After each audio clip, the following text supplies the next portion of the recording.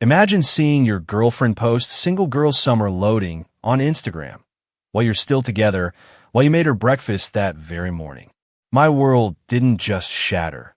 It turned to ice, and what happened next was a cold, calculated move she absolutely never saw coming. I was scrolling through Instagram during my lunch break, just unwinding when I saw it. There she was, my girlfriend Natalie, 27, in a bikini with her friends at some fancy rooftop pool. The caption hit me like a physical blow. Single girl summer loading. Time to live my best life. No more settling. No more settling? We'd been together for 2 years. Living together for 8 months. I had literally made her breakfast in bed that morning.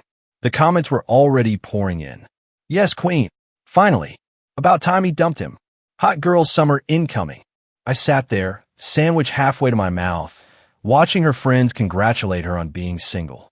Meanwhile, she kissed me goodbye just 4 hours earlier and said, "Love you, babe." My coworker, Nathan, looked over, concern etched on his face. "You good, man?" I just turned the phone to him. His eyes went wide. "Bro, what?" "Yeah." I managed my voice flat. "You going to comment?" he asked. "Nope. I just liked the post." Then I went back to my sandwich. Nathan thought I was in shock. Maybe I was, but mostly I was doing math. Our lease had 3 months left. The early termination fee was 2 months' rent. I had $8,000 in savings. She had, well, she'd spent her last paycheck on that rooftop pool party outfit. I finished my shift, clocked out, and drove home to our apartment. Natalie wasn't there. Probably still at the pool, living her best life. Her stuff was everywhere. Designer purses she couldn't afford without my help. The PlayStation I bought, but she claimed was ours. The coffee maker she picked out, but I paid for. I started with her closet. Everything went into boxes. Methodical. Calm. Like I was packing for a move, which I guess it was her move. I found the lease agreement. We were both on it, but I was the primary. I read the fine print about lease breaking. Then I found a storage unit 2 blocks away. They had a promotion. First month free.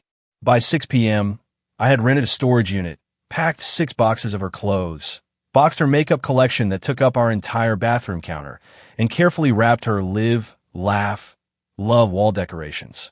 I know. I should have seen the red flags sooner. She texted around 7 p.m. at Becca's place. "Don't wait up."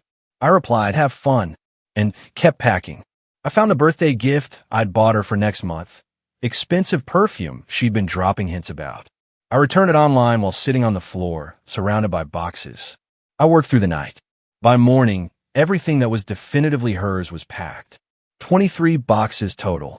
The apartment looked sparse, but clean, just like when I first moved in before she arrived. I took the day off work, rented a U-Haul, for trips to the storage unit. The guy working there raised an eyebrow at the sheer volume of stuff, but said nothing. He just gave me the lock and key. Natalie finally came home at 2 p.m. the next day. Still in yesterday's clothes, sunglasses on, clearly hungover. "Babe, crazy night." Becca's boyfriend brought his friends, and she stopped. Her eyes scanned the nearly empty apartment. "What? Where's my stuff?" "In storage," I said, handing her the key and the address. First month's free. Her hungover brain struggled to process this. "Storage? Why is my stuff in storage?" "Well, you're single now. Congrats on your summer, by the way." The sunglasses came off. Her eyes narrowed. "What are you talking about?" I showed her the Instagram post. Her face went pale, then red. That was just, it didn't mean anything. It was for the pics. You know how social media is, right? Which is why all your friends congratulated you on dumping me, right? You didn't tell them we broke up. So, single girl summer, and no more settling means what exactly? She tried to deflect. "You're overreacting. It's just an expression." "Cool. Well, here's another expression, lease termination." I handed her the notice I'd filled out. "I'm ending the lease. 60 days notice starting today. You'll need to figure out where you're living for your single summer." "You can't do that. We're both on the lease." "I'm the primary leaseholder. Already talked to the office. You can take over the lease if you qualify on your own." Spoiler alert, you need to make 3 times the rent. She made $2,200 a month at her retail job. Rent was $1,400. This is insane. Over an Instagram post. "Natalie, You announce to everyone we know that you're single while living in my apartment, eating food I buy, using utilities I pay for. You wanted to be single. Wish granted. She started crying, but not sad crying. Angry crying. You can't just throw me out. I have rights. You have 60 days. That's your rights. Then came the bargaining. Baby, please. I'll delete the post. I'll tell everyone it was a joke. Already screenshotted. Plus, Becca reposted it to her story with finally free. So that ship has sailed. She switched tactics, started yelling about how I was controlling, abusive, manipulative, how this proved she was right to want to be single. Okay, so we agree you should be single. She grabbed her phone, texting furiously. 20 minutes later, Becca and two other friends showed up, Madison and Jenna, the whole summer squad. Becca immediately started in. Are you seriously kicking her out over a caption? Toxic much. She announced she was single. I'm respecting her decision. Madison jumped in. It's called having fun. Not everything needs to be so serious, right? And now she's free to have all the fun she wants somewhere else. Jenna tried the sympathy angle. But where will she go? That's a great question for single Natalie to figure out. Natalie was rage-packing what little remained. Toiletries, phone charger, the coffee maker. I let her think it was hers. I'm going to stay with my mom. She'll see how crazy you're being. Good idea. Tell Patricia I said hi. They left in a fury of door slamming and muttered insults. Becca shouted something about small dick energy. Madison said, I'd die alone. Jenna just shook her head like I was pathetic. 20 minutes later, Patricia called. Natalie's mom started soft. Honey, Natalie's very upset. What happened? I sent her the Instagram post. Long pause. Oh, I see. She announced she was single while living with me. Patricia, she says it was just for fun with her friends. Would you stay with someone who publicly announced they were single? Another pause. Well, she's young. She makes mistakes. She's 27, and this wasn't a mistake. It was a decision. She can stay with you, right? My apartment is very small. Oh, there it was. Patricia lived in a studio. She'd been thrilled when Natalie moved in with me because it meant not having her daughter on her couch anymore. Well, I'm sure you'll figure it out. The storage unit is paid for 1 month. By the way, if you're still with me, make sure to hit subscribe. More unbelievable stories are coming. After Patricia, the call started. Natalie's brother, her cousin, even her hairdresser, who she was apparently crying to during an emergency appointment. To everyone, I said the same thing. She announced she was single. I'm helping her. Be single. But the best part came that evening. Natalie posted again. When he shows you his true colors, believe him. Hashtag narcissist alert. Hashtag dodge dabble it. The comments rolled in. What happened, babe? Are you okay? Men are trash. She was painting herself as the victim. Fine. I had time. I posted my own update, just the screenshot of her single girl summer post with a simple caption. When someone tells you they're single, believe them. The mutual friends who saw both posts started connecting dots. My phone buzzed with messages. Wait, she said she was single while living with you. Bro, I thought you guys were good. She's been planning girls' trips all month, talking about being single. That last one was from Tom, who was dating Madison. He sent screenshots of a group chat where Natalie had been talking about her summer of freedom for weeks, planning trips, discussing which apps to download, rating guys at her gym. I forwarded those to Patricia. Her response? Oh my. Day 3. Natalie showed up with a police officer, said I illegally evicted her and stole her belongings. I showed the officer the lease agreement, the 60-day notice, and the storage unit receipt with her name on it. Sir, her belongings are in storage, the officer asked. Yes, sir. Here's the key and address. First month is paid, and she has 60 days notice. Correct. She's free to stay until then, but she announced on social media that she's single, so I assume she'd prefer to stay elsewhere. The officer looked tired. Ma'am, this is a civil matter. He hasn't illegally evicted you. But my stuff, Natalie wailed, is in storage, which he paid for. She tried another angle. He's harassing me. Ow! He liked my Instagram post. The officer actually rubbed his temples. Ma'am, please collect your things from storage. Sir, can she get her belongings? She has the key. Storage unit B12. The officer left. Natalie stood in the doorway. You're really doing this. You're really single. Congrats. I hate you. That's fine. You have 57 more days to hate me. Then you need to hate me from somewhere else. Week 2 of Single Girl Summer got interesting. Natalie had been couch surfing. 3 nights at Becca's, 2 at Madison's. Back to Becca's. According to Tom, who became my unexpected informant, she was already wearing out her welcome, leaving messes, eating their food, complaining constantly about me. Then she realized something important. Her mail still came to the apartment, including her paycheck. She hadn't set up direct deposit, despite me telling her to for months. She texted, I need to get my mail. It's in a mailbox. You have a key. The mailbox is locked. Use your key. You changed the locks on the apartment, not the mailbox. Turns out she'd lost her mailbox key months ago and had been using mine. She had to go to the post office, prove residency, awkward since she'd announced she didn't live here, and pay $25 for a new key. But here's where it got petty. Her gym membership auto-renewed. The card on file expired.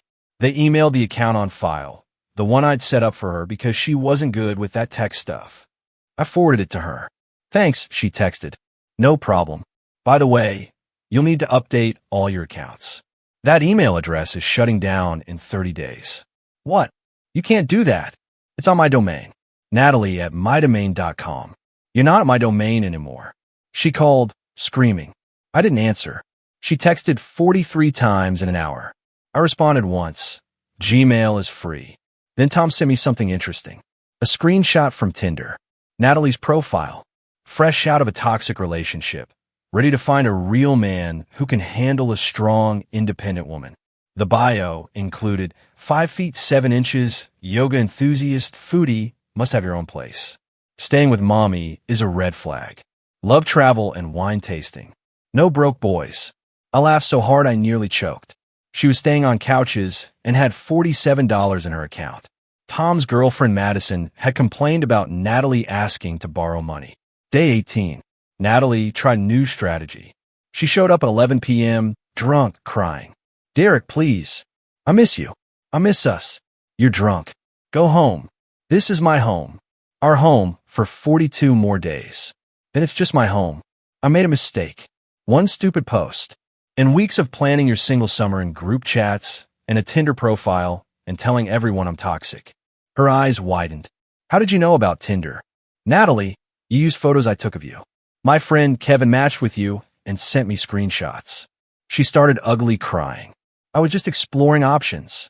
I never met anyone. That's because you put must have your own place when you're literally homeless. That set her off. I'm not homeless. I'm between situations, right? Well, go be between situations somewhere else. It's late. Can I at least use the bathroom? I almost said no, but I'm not a monster. Fine. 5 minutes. She was in there for 20. Came out with her makeup fixed, hair done. Tried to sit on the couch. Nope. Time to go. It's late. Dangerous. Call an Uber or Becca or one of your Tinder matches with their own place. She left, but not before trying to take the spare phone charger. I held out my hand. She threw it at me. Day 30. The storage unit's free month was ending. Natalie had to figure out what to do with her stuff. She texted, can't afford storage. Can I keep some boxes in the apartment? No. Just a few. No. You're being petty. You're being single. She convinced Becca to help her move everything from storage to Patricia's studio apartment. Patricia called me that evening. There are boxes everywhere. I can barely walk. That sounds frustrating. Can't you just work it out? She made a mistake. Patricia, she planned this for weeks. Told everyone she was single. Made a Tinder profile. This wasn't a mistake. It was a choice. But she loves you. She loves my apartment and stability. There's a difference. Patricia sighed. She can't stay here long term. She's an adult with a job. She'll figure it out. Day 35. Natalie found a room to rent. $800 a month in a house with 4 other people, 1 bathroom. The landlord was Stan, a 58-year-old who'd already messaged her on Instagram with, "Hey, beautiful." She texted, "This is your fault. I have to live with creeps because of you. You wanted independence. This is what it looks like. I can't afford this in food and transportation. Budget better. Help me." No. She tried manipulation. If you ever loved me, you'd help. If you ever respected me, you wouldn't have announced you were single on Instagram. Date 45. Tom told me Natalie had been fired from her job. Apparently, she'd been calling in sick, constantly hung over, showing up late, and spending her shifts crying in the bathroom. The final straw was when she tried to promote her side hustle, selling makeup she couldn't afford to buy in bulk to customers. She didn't tell anyone for 3 days, just kept leaving Patricia's place like she was going to work. Becca finally posted about it. If anyone knows of job openings, my girl needs opportunities. She's amazing at sales and customer service. The comments were less supportive than expected. Didn't she just get fired? My boyfriend said she was always on her phone at work. Good luck, but maybe she should focus on stability. Single girl summer was not going as planned. Day 50. I got a formal-looking email. Natalie had hired a legal advocate, not a real lawyer, just some paralegal she found on Craigslist, demanding I pay her moving expenses, emotional damages, and relocation assistance. I forwarded it to my actual lawyer friend who just laughed and sent back. Tell her £, legally speaking. I replied to the email, no. The advocate sent 3 more increasingly aggressive emails. I responded to each with no. Day 60. Lease termination day. I'd already signed a new lease for the apartment. Just me this time. Got a better rate, too, since I've been a good tenant for 3 years. The landlord even thanked me for handling the situation maturely. Natalie showed up one last time with Becca and a borrowed pickup truck to get the furniture she claimed was hers. I had receipts ready. The couch. Here's the receipt. I bought it. The TV stand. Receipt. Mine. The bed. Definitely mine. Receipt from before we met. She ended up with a lamp she bought at a garage sale and a throw pillow. Becca tried one more time. You're really going to let her leave with nothing? She left with what she came with. Nothing. You're heartless. I'm single, just like she wanted to be. As they were leaving, Natalie turned. I loved you, you know. No, you love the lifestyle. There's a difference. I hope you're happy alone. Happier than I was pretending she wasn't planning to leave me while sleeping in my bed. She started to say something else, then stopped. They left. That night, I saw her final Instagram post about the situation. Chapter closed. Sometimes the universe removes people to protect you. On to bigger and better things. Hashtag new beginnings. Hashtag blessed. 37 likes. Down from her usual 200 plus. Even her followers were tired of the drama. Tom messaged me a week later. Natalie had moved back to her hometown 3 hours away, living with her dad and his new wife, working at a call center. No rooftop pools, no brunches, no single girl summer. Madison had apparently said she fumbled so hard. Derek was like the best thing that ever happened to her, and she threw it away for Instagram likes. Even Becca had admitted maybe announcing you're single while living with your boyfriend wasn't the smartest move. As for me, I'm good. The apartment's peaceful. I rebuilt my savings. I actually started dating someone.